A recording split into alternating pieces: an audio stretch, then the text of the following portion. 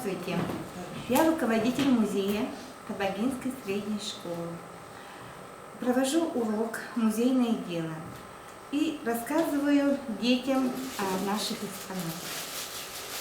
Сегодня я им рассказала о реликвиях семьи. И на примере своей реликвии семьи детям показала, как можно создать свою линию семейного древа, родословное дерево. Да? А вот мои родители. И вот экспонат, реквизит или семейный, можно сказать, реликвия, которая сохранилась у меня на сегодняшний день. И вторая эта реликвия – это семейный альбом, который остался от моих родителей. Больше ничего у меня нет. Но это самое дорогое, что осталось от моих родителей. Есть вся история моей семьи, начиная с того, как все это началось. Мои родители, мама родилась в Иркутской области. И я начала свою родословную с моей мамы, потому что вот именно сохранились все фотографии, все данные того времени, начиная с 18 века. Мой прадедушка был купец, он жил в Иркутской области и женился на моей прабабушке, которой было всего 14 лет. Но поженились они, когда ей исполнилось 18 лет, и родилась моя бабушка Ольга Николаевна. Результатом, значит, вот этой семейной, можно сказать, истории у бабушки родились 5 детей, в том числе моя мама. Вот эти фотографии показывают все, как вот складывались, особенно старинные фотографии, которые у меня есть, как мама росла в этой маленькой деревушке. И показывает, что моя родословная связана с многими великими людьми города Якутска. Это Николай Габышев.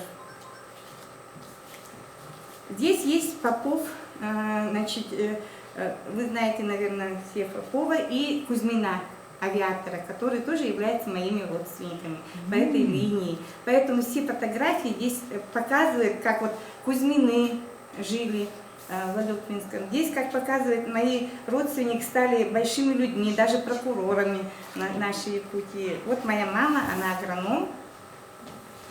А мой папа был, значит, Кирилл Егорович Попов, это вот человек, который, можно сказать, сделал для папы очень большое, тоже связано. Все вы знаете, наверное, Попова Кирилла Егоровича, да, героя труда.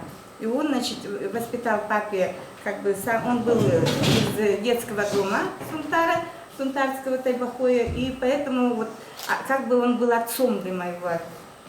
Все. Я работаю в детском саду номер 69 села Маган. Я работаю там уже на протяжении 43 лет. И в 2006 году мы в нашем детском саду открыли музей.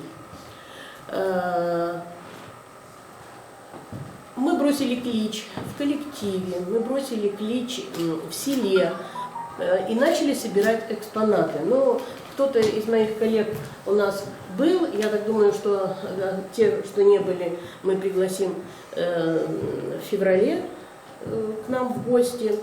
И вот я, в общем, у нас великолепная экспозиция. Прялка у нас чуть-чуть другой модели, чем вот в этом музее. Но, к сожалению, тульский самовар, которому более 100 лет, или чугунные утюги. Или вот у нас совсем недавно появился рубель, это такое приспособление для глажки белья. Все это было очень тяжело, и я просто подумала, как мне удобнее привезти экспонаты из нашего музея. Ну, в общем, я принесла вот эти экспонаты. Мы в музее, у нас разнообразные формы работы есть, и в том числе ознакомление с прикладным искусством народов, с прикладным искусством нашей России. И вот 3 салфетки. Видите, этим салфеткам более 50 лет. Значит, вот эта салфетка, она принадлежала семье Лютиковых, которая много лет прожила в Магане. И люди мне отдают вот какие-то вещи, мы им придаем товарный вид, И, значит, эти салфеточки у нас на столах лежат. Это вышивка крестом. Вышивка крестом, и вот здесь, значит, тоже очень интересный такой прием. Вот я даже не знаю, как вот эта строчка называется, да? И все вот эти вот вещи, чтобы в таком виде они были, это нужно уметь. Я, к сожалению, вот не умею так крахмалить. У нас есть замечательная женщина, Галина Владимировна Стецук, которая много-много лет проработала у нас, и вот она владеет вот этим искусством вот, крахмалить. Видите, вот она такая, да? Вот эта салфетка, значит, мне ее передали люди, я даже не знаю, кто ее. Просто мне я прихожу на работу, говорю: Зоя Александровна, вот там пришли и вам отдали. Вот просто пришли и отдали. И вот у нас масса вот таких вот разнообразных вязаных салфеточек. Да? Я привезла сюда только одну из них. Но вот эта салфетка мне дороже всех, потому что это салфетка моей мамы. И когда я была ребенком, эта салфетка лежала у нас на комоде. И когда мы начали сбор материалов, я, значит, по всем углам у себя проверила, что я могу принести в музей, и принесла, в частности, вот эту салфетку. Это вышивка гладью. И что я хочу подчеркнуть, вот посредством вот таких вот вещей бытовых, да, мы осуществляем связь с семьями, мы осуществляем тесную связь с социумом. И вот люди, когда мне приносят, я всегда бываю очень благодарна этим людям, да, и потом, когда они приходят, и вот эти вот вещи греют их сердце. Точно так же, как греет сердце мне вот эта незатейливая вещица. Благодарю за внимание.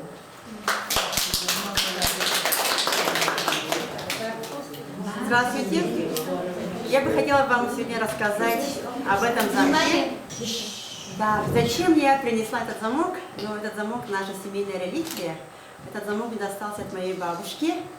Ага, и меня всегда интересовал вопрос, кто же изготовил его, да? Этот замок 18 века. Тут есть надпись «И.П. Захаров». И я вот искала в интернете, но в интернете, к сожалению, информации как таковой нету. Но бабушка, с этим замком связана такая история, что раньше, помните, все богатства наши бабушки хранили в больших, огромных сундуках. И когда я была маленькая, бабушка моя открывала этот сундук. У нас в семье было 6 детей, но я и была ее любимица. И каждый раз она открывала этот замок и доставала оттуда или конфеты, или какие-то украшения, и тайком мне давала. Я всегда думала, когда вырасту, мне этот сундук, этот замок перейдут по наследству. И, конечно, так же случилось, у меня этот сундук, он у меня сейчас до сих пор есть, а замок я храню дома. Но замок я унесла в школу для того, чтобы показать детям, да? И мы с детьми, со старшеклассниками пытались найти вот именно историю замка, ну, кто изготовил, когда изготовил, много ли замков таких вот осталось сейчас, да? Но сейчас я попросила коллегу с Краеведческого музея мне в этом помочь. Я надеюсь, что мы это немножко завесу вот тайно откроем, да, немножко. А вообще-то я очень люблю такие старинные вещи и думаю, что энергетика, особенно энергетика от наших бабушек, от наших предков, она передается и как бы нас охраняет, защищает, оберегает. И у меня таких вот вещей, именно перешедших от моей бабушки, немало. Швейные машинки, да, и сундуки, ну и этот замок, он как бы тоже один из самых основных экспонатов.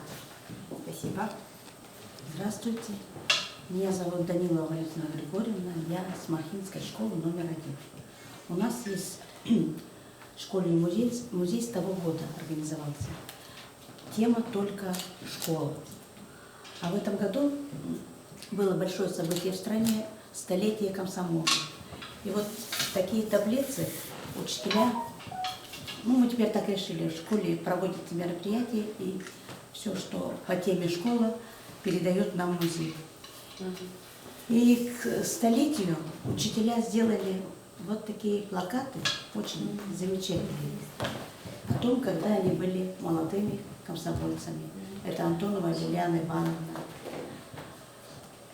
Тут вот Манчурина Оксана Сафроновна. Это все было показано, все показывали детям.